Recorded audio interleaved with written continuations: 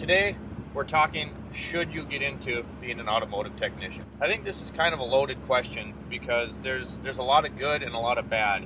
And especially as a younger technician starting out, which is myself, I've learned a lot of things, and there's a lot of things that I definitely didn't know would be the way they are when you're taught in school what it's going to be like when you get into the industry. That first thing being, everyone kind of seemed to fill your head with, when you get out, you're going to be making 18 bucks an hour right away, and you deserve it, and that's what you should get. I think that's kind of BS because, one, it didn't happen, I can tell you that. And two, I don't really know that it should happen. Here's why. So you get out of school, and you've learned a lot of things by the book, but that's not how really anything actually goes in the shop. All right? So there's a lot of stuff you learn.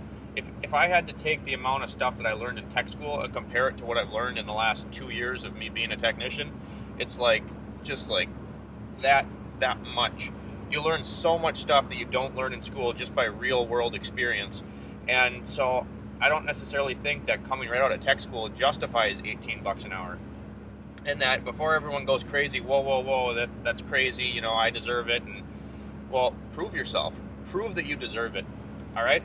I can tell you right now that there's a lot that you haven't even seen or heard of that, I've been doing it 2 years, I haven't even seen and heard of, because 2 years is nothing, right? But in the time that I've been on my own, just the amount of knowledge that I've gained from just having to figure things out for myself by doing things for the first time, and quite frankly, by screwing up, because guess what? If you think you're going to come out of tech school and you've learned a lot of stuff, and you're just going to be great, and commission's going to be awesome. No, you're going to lose your ass a few times, and you're going to be taking stuff back apart, and you're going to break stuff. That's just how it goes.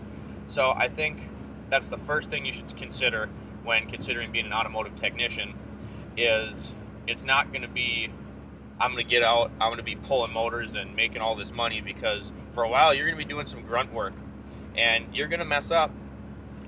And that kind of brings me to my second point of, you get out of school, let's say you work at a dealership. I'm constantly getting, I don't want to say harassed, but asked to do more Toyota training, on-the-job training, continuing your education. And whether that be online classes, whether that be a rep coming to the store and giving you,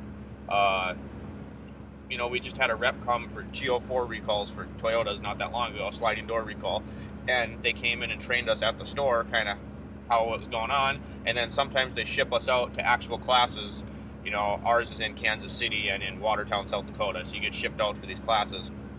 Plus your ASEs. Now, I know there are student ASEs because I did them all.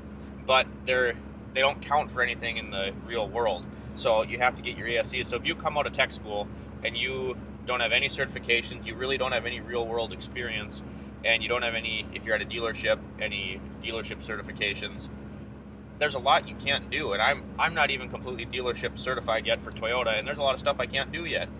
And so are you really as valuable as you think you are coming straight out of tech school? So that's the first thing I think you should think of, is how much you're going to be making right off the bat, and if it's worth it to you to kind of step yourself up the ladder and be patient and learn. The second thing I think you got to know before you go into being an automotive technician is commission is a game, all right? It's the game you play, and it's at most shops. Some shops are hourly. I'd be willing to say that commission's better, and yes, I've lost my butt on commission a few times, more than a few times, and it's frustrating. But after you kind of get used to it, it's not so nerve-wracking anymore. And for me, I really like it because I know, the harder I work, the earlier I get there, the later I stay, the more thoroughly I do my inspections, I can make more money, right? It's as hard as you work, you can make more money. Now, that being said, before people jump to the comments and go, no, what if there's no work? That is another factor. And in this part of the country where I am, where we have hard, harsh winters, Minnesota, North Dakota winters, it gets slow.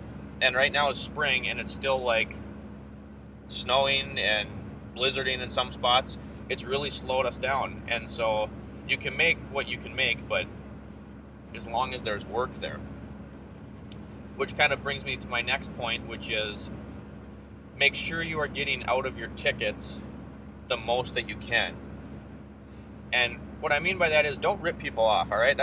I hate that. And I see it I work with a lot of good guys, but I've seen people that they're just out to make as much money as they can, and they rip people off, whether that's overselling brake pads that are at 6 millimeters or even better than that, or it's, oh, you need this flush or this service and it was already done, or maybe someone just had a rack and pinion replaced and then the next time they're in they get recommended a power steering flush. It's like, don't do that. That's not what I mean. Do your inspection well. You know, spin the wheels. Is the caliper starting to stick? Are you going to be able to fix that and prevent them from needing rotors in the future? Is the battery super corroded? If that battery is super corroded, at my shop, that pays a half an hour to clean that off and do the battery terminal kit, service kit, and you get $1 spiff out of it. But don't do it and then don't do a crappy job. Don't do a half-assed job. If you're going to do it, do the work well. If you're going to upsell something, don't just do it to pad your paycheck.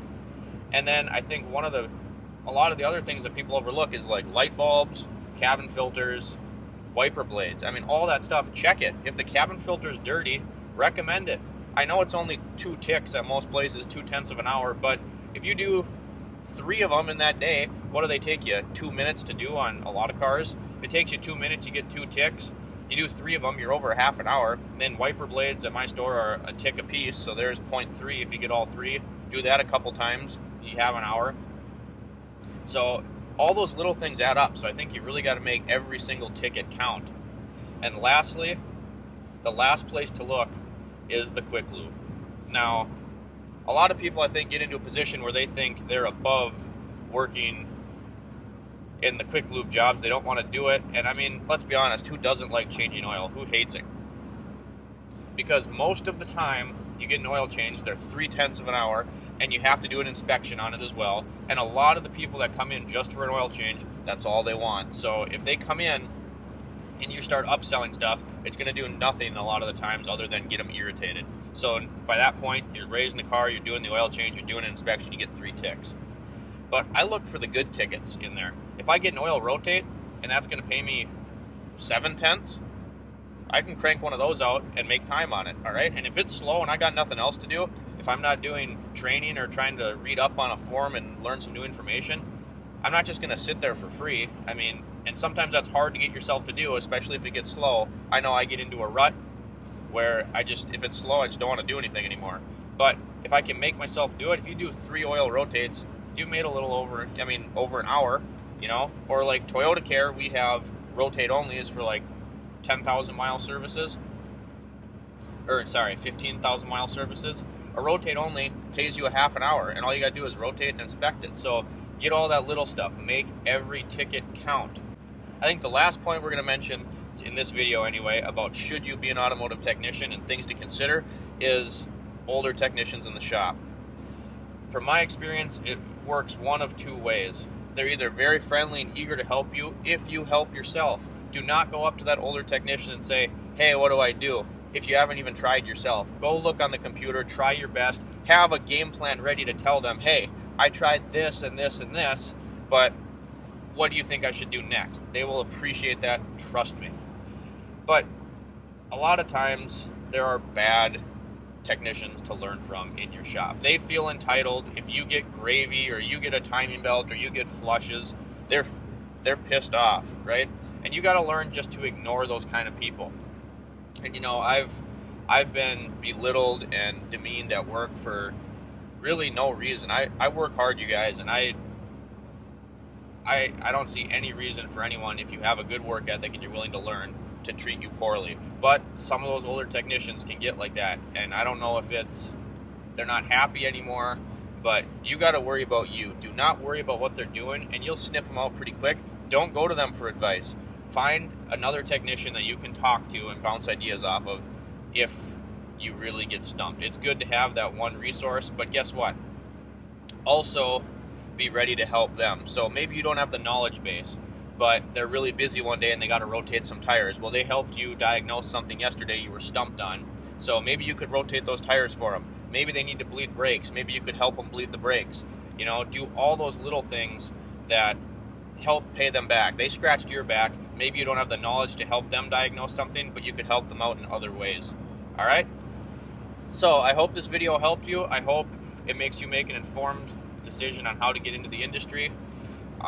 Thanks for tuning into the discussion. Leave a comment below. Make sure you like and subscribe. Tell me what you think. If you have an experience, if you are new in the industry, tell me what your take is on if people should or should not get into the industry, or what they should do starting out as an automotive technician. See you next time.